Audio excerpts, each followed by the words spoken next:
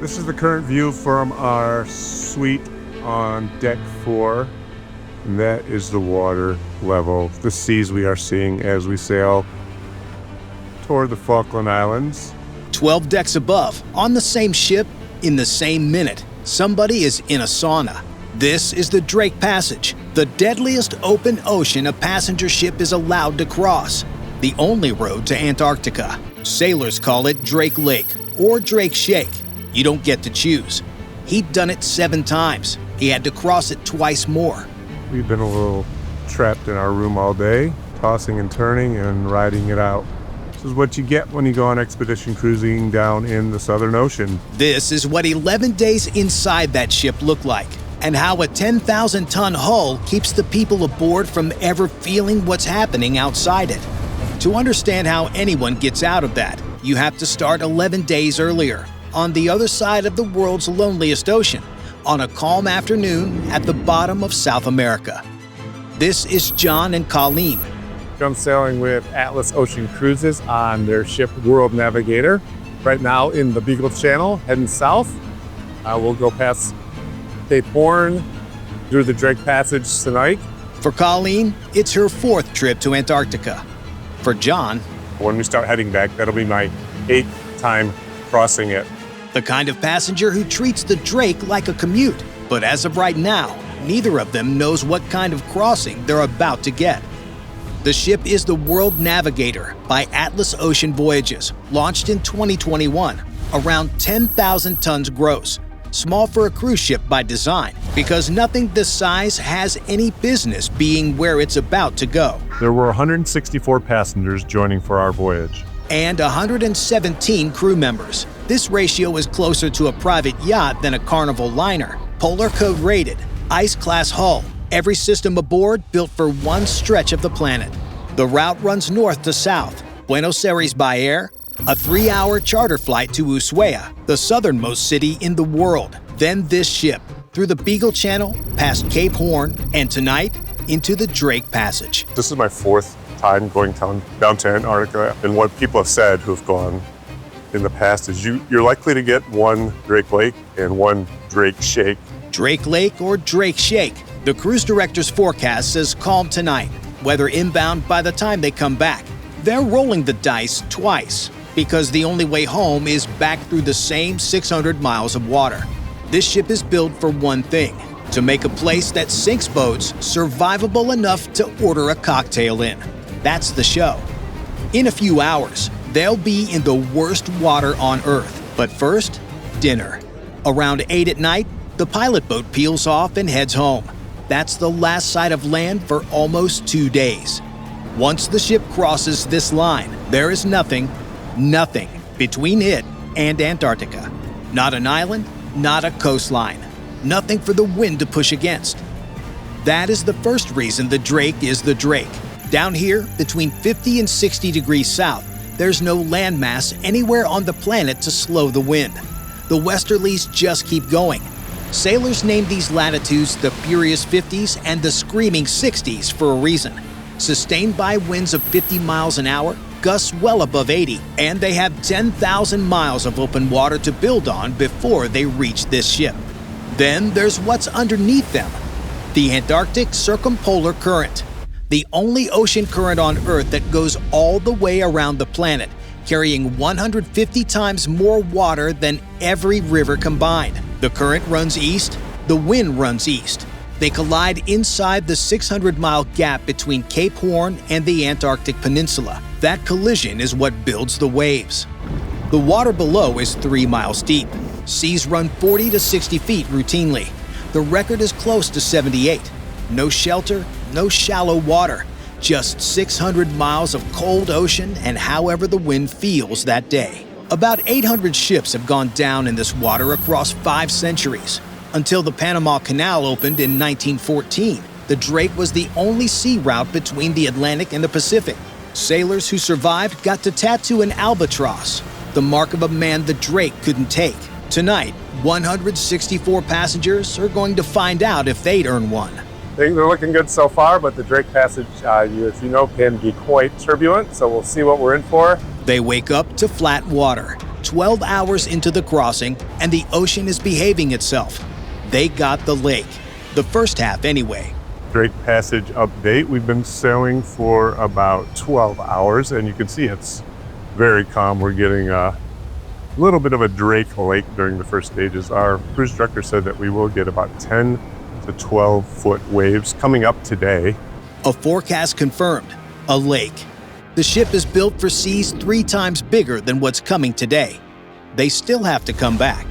Generally, the rule is that you're just as likely to get a calm Drake Passage as you are to get a really turbulent, violent, shaky, wavy one. And on the way down, we had fairly calm waters. I'll show you around our cabin now. This is a Horizon stateroom number 639. I've actually sailed on World Navigator before 4 years ago when the ship was brand new. A normal hotel room attached to a polar code hull. It comes with that Juliet balcony. The window comes halfway down and you can see the views we get. I kind of like it. It's nice. You can still be inside the cabin and get all the views. That window, the Juliet balcony, is going to matter in about 30 hours. For now, it's the prettiest view on the ship. Really like the shower, though, is the standout feature in here. Got 3 different settings. You can have the hose here, the rainfall, and then there's also some jets on this side. Same shower, same minibar, same TV. In 30 hours, hard to stand up in.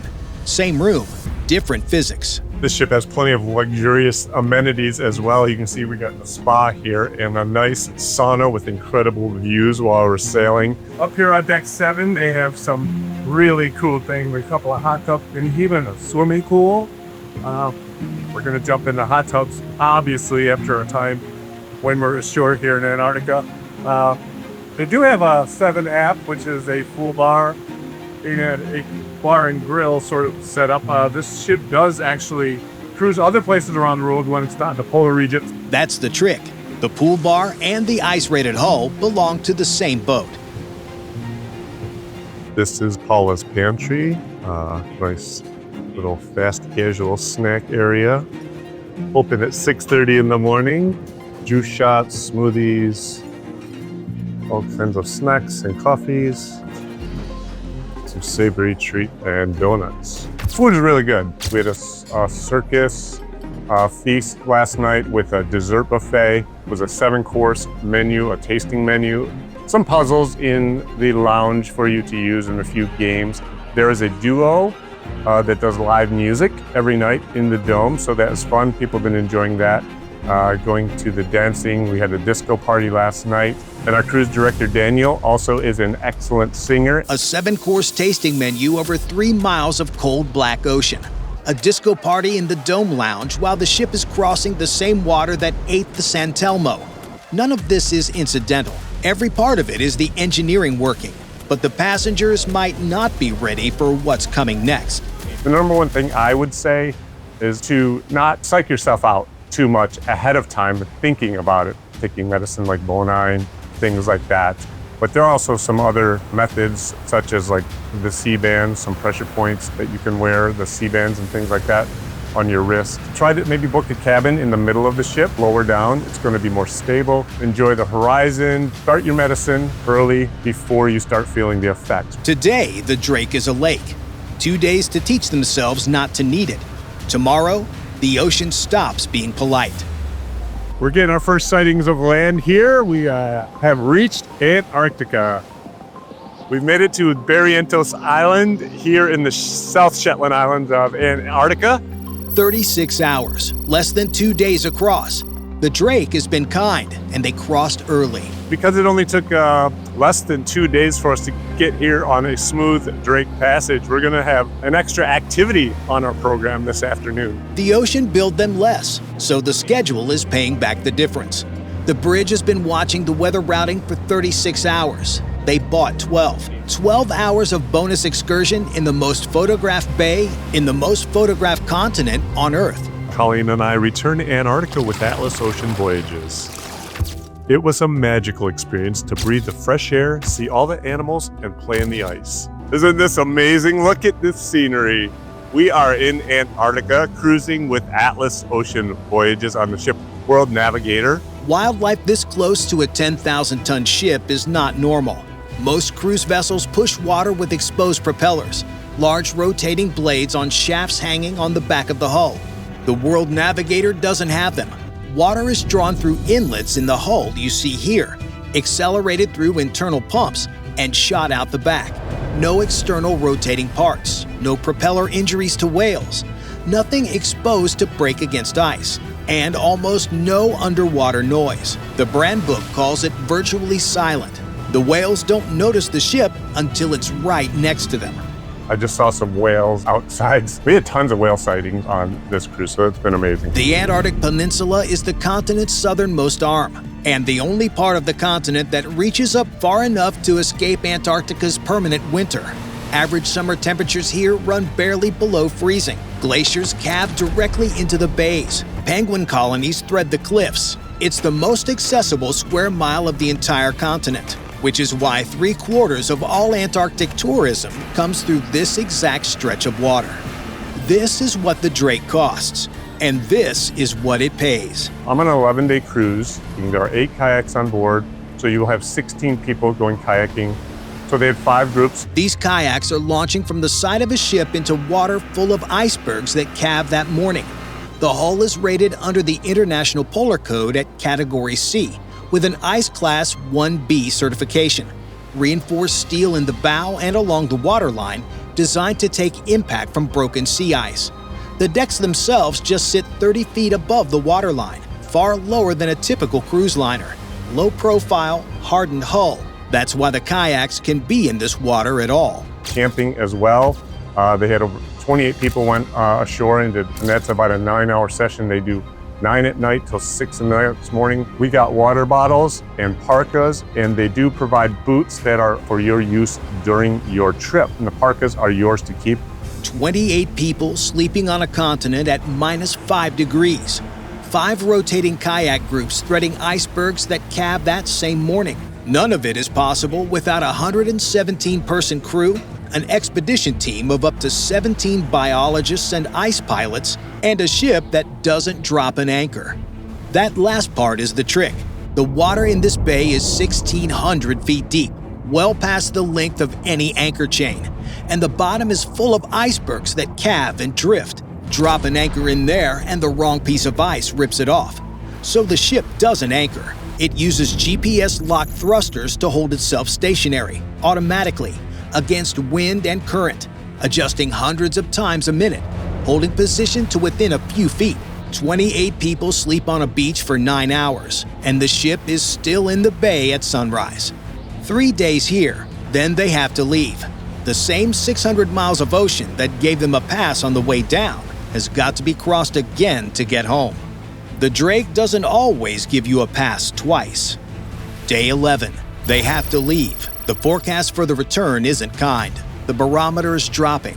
The captain says they're going to feel this one. You like to see a little action, a little rolling and rocking. It's nice to sleep to, even if you love cruising and love feeling like a real sailor. That's the optimistic version.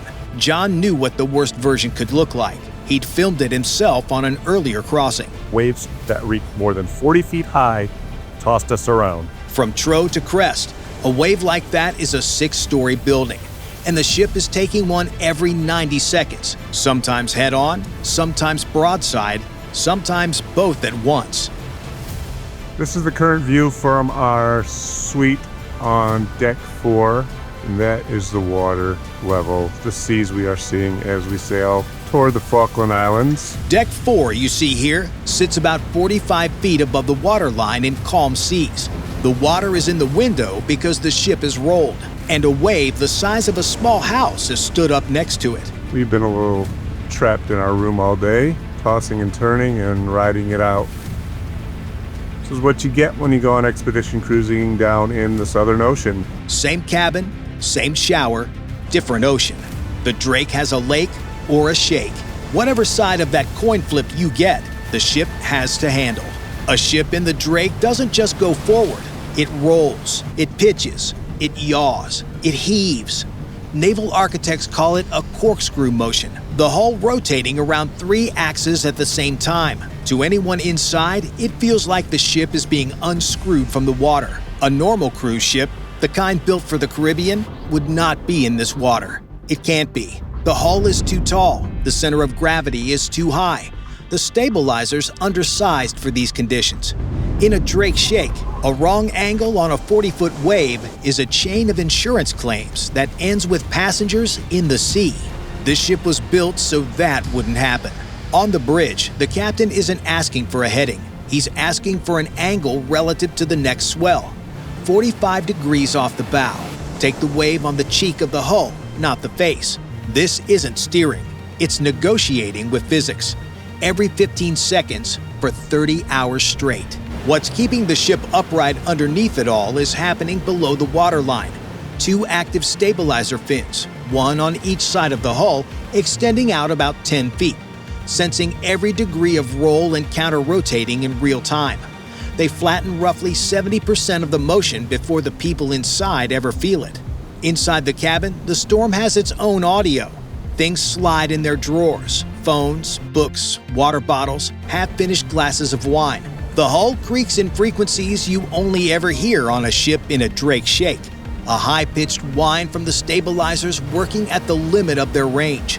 A low rumble from the hybrid engines balancing the load. And a slap every minute or so when the wave hits the hull broadside and the entire ship shifts a foot sideways before the fins push it back. But it wasn't anything uncomfortable or really distressing for most of the passengers on board. I saw everyone up and about. A lot of people are taking some seasickness medication. The dining room is half empty. Some passengers are sick, but most aren't. The crew is moving normally. Room service is still running. The disco in the Dome Lounge is taking the night off. Tomorrow, it'll be back. This is what the engineering buys, not the absence of the storm, but the option to sit in a sauna while it's happening. 40 hours after they left Antarctica, they're back in the Beagle Channel. The wind is gone. The water is glass. The ship is 6 gangways and a few hundred suitcases away from being empty. For 600 miles, in 2 directions, a ship the size of a small office building stayed upright in water that has been sinking better-equipped vessels for 500 years. To put what just happened in numbers, a ship the size of a small office building, holding 281 people across 1,200 miles of the world's deadliest ocean, and never once leaning past 9 degrees. There are fewer than a couple dozen passenger ships in the world rated to do this. The World Navigator is one of them. That's the show. A piece of engineering between you and the worst water on Earth, doing its job invisibly enough that you can take a sauna while it works. Not because the ocean was kind, it wasn't. Because every part of the ship was designed by people who knew exactly what they were sending it into. Colleen and I returned to Antarctica with Atlas Ocean Voyages. It was a magical experience to breathe the fresh air, see all the animals, and play in the ice. 8 crossings. For most of human history, this water more often than not claimed the people who tried it. Tonight, for John, it's a story he tells over dinner. That's what 100 years of engineering buys. If you want to see what the same kind of engineering looks like on an oil tanker, make sure to watch this video. Subscribe for more.